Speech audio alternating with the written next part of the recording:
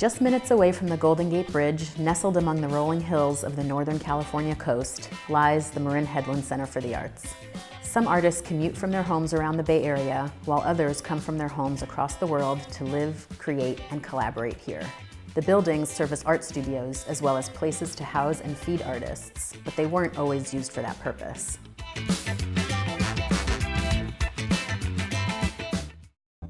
Hi, my name is Al Blank. I'm a park ranger at the Golden Gate National Recreation Area.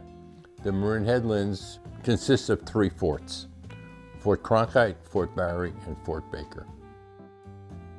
Fort Barry, the one that we are in, and housing what is now the Headlands Center for the Arts, was conceived and constructed starting in 1908.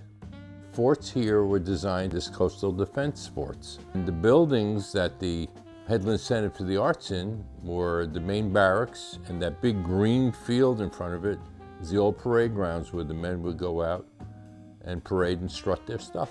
Well, when the fort closed, the fort was idle.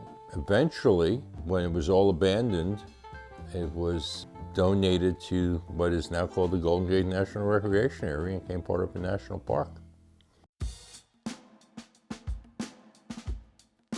The Art Center is an art center located in the Marin Headlands. What we do is support artists directly and connect the general public to the creative process. So our Artists in Residence program is an international program. Our goal is to have about a third of the program regional, as we call it, so from California, about a third from across the country, and about a third from across the world. Hi, my name is Tak-Ming Chuang. I'm Mary O'Brien. Nancy Sayavong. Renee Young. And I'm an affiliate artist. An affiliate artist. An affiliate artist. I am an affiliate artist here at Headlands Center for the Arts. So the built environment is a very important part of our organization and our narrative. We have a 9-building historic campus here in the Marin Headlands, and the history of these buildings is very important to the work that we do. That contrast of we have the aging, rusting built environment, and then we have some of that preserved by the Headlands. That complete mix of built and natural environment is compelling to me. Well, being at the Headlands at the Art Center has catapulted me into a different way of working.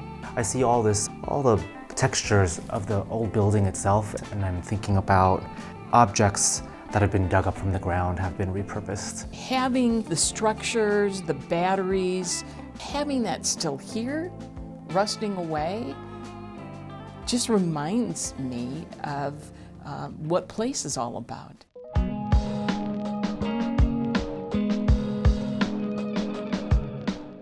And for me, place starts in the land, working so close to the land as I do at the Headlands Center for the Arts, that we're right here, we're right on the edge of the continent right now, and that is not lost to me. The isolation helps me transition into other psyches. Going through the tunnel and seeing just the Marin Headlands, it's like my brain kind of tweaks into like I don't know, a different minefield.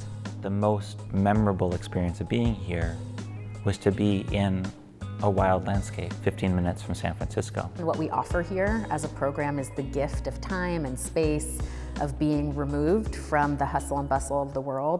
Because of the wildness, people tend to be social when they meet each other here. You know, it's not an anonymous urban landscape, right? It's more of a community hub. Being at the Headlands has been so great because I've been able to come across so many artists from around the world. We've had artists from various countries in Asia, Japan, China, Taiwan, Thailand, Africa, Southern Africa, East and Western Africa as well, Iran, Iraq, Israel, Mexico, Brazil, Chile, Germany, Denmark, Switzerland, England for certain. The social and peer-to-peer learning part is actually a very important part of the program itself. It's pretty exciting because you learn about different approaches to making art, different art. Thinking about Headlands' transformation from a military space to an art space is always on my mind. This building is right up the hill from the last remaining 19 site, which was left over from the Cold War. It is really interesting and provocative that artists who are here making art right next to a place where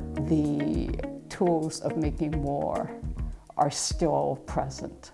For me as an artist, it's not enough that I do art in my studio. The photographs that I showed here at the Headlands were from the Rikers Island jail complex. They were photographs that I felt connected to a larger issue of what a prison system could be.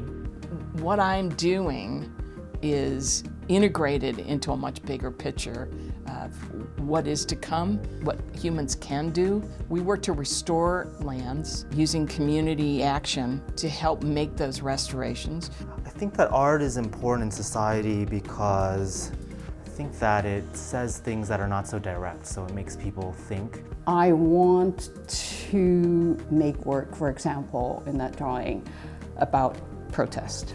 Beneath the contemplative surface is actually the current of struggles, of discrepancies, of violence. Craft is about maybe making the perfect bowl, but with art, I think the artisan then has something to say socially, politically, economically.